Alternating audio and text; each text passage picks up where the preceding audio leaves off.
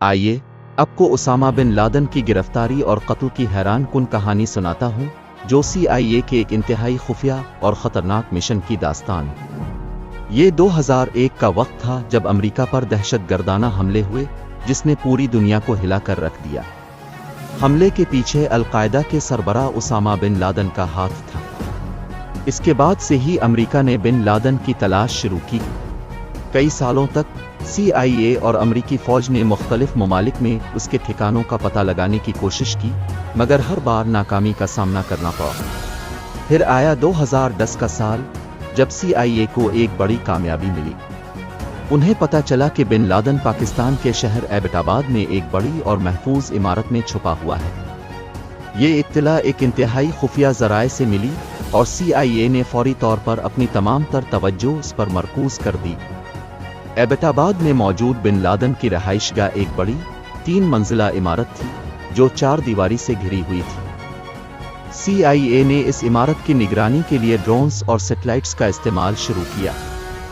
کئی ماہ تک انہوں نے ہر چھوٹی سے چھوٹی حرکت کو غور سے دیکھا اور تمام معلومات جمع کیں۔ یہ ایک بہت ہی نازک مرحلہ تھا، کیونکہ ذرا سی بھی غلطی پوری کارروائی کو ناکام بنا سکتی تھی۔ آخر کار CIA نے اپنی رپورٹ تیار کی اور امریکی صدر باراک اوباما کو پیش کی۔ تمام شواہد کا جائزہ لینے کے بعد صدر اوباما نے بن لادن کے ٹھکانے پر حملے کی منظوری دے دی۔ اب ایک انتہائی خطرناک اور خفیہ مشن کی تیاری شروع ہو گئی تھی۔ اس مشن کو آپریشن نیپچون سپیئر کا نام دیا گیا۔ اس کے لیے امریکی نیوی سیلز کی ٹیم 6، جو دنیا کی سب سے بہترین کمانڈو فورسز میں سے ایک ہے، کو منتخب کیا گیا۔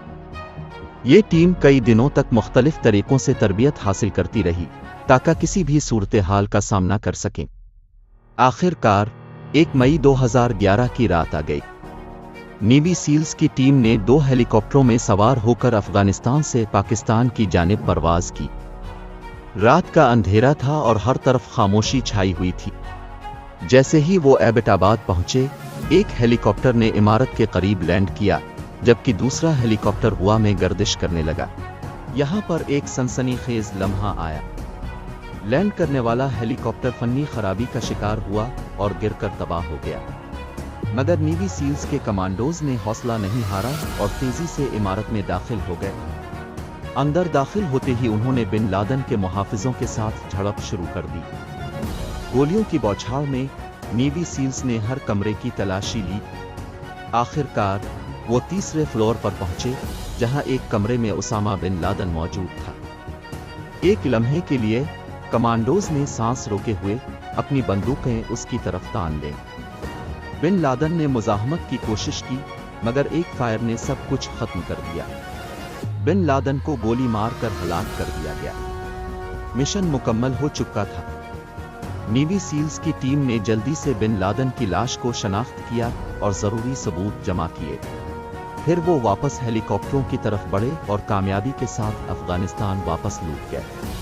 یہ خبر جلد ہی پوری دنیا میں پھیل گئی کہ اسامہ بن لادن کو مار دیا گیا ہے۔ یہ ایک بڑی کامیابی تھی، مگر اس کے پیچھے کئی سالوں کی محنت، خفیہ کارروائیاں اور بے شمار قربانیاں تھیں۔ CIA اور امریکی فوج کی انتھک کوششوں نے ایک خطرناک دہشت گرد کو انجام تک پہنچا دیا اور دنیا ایک بہت بڑے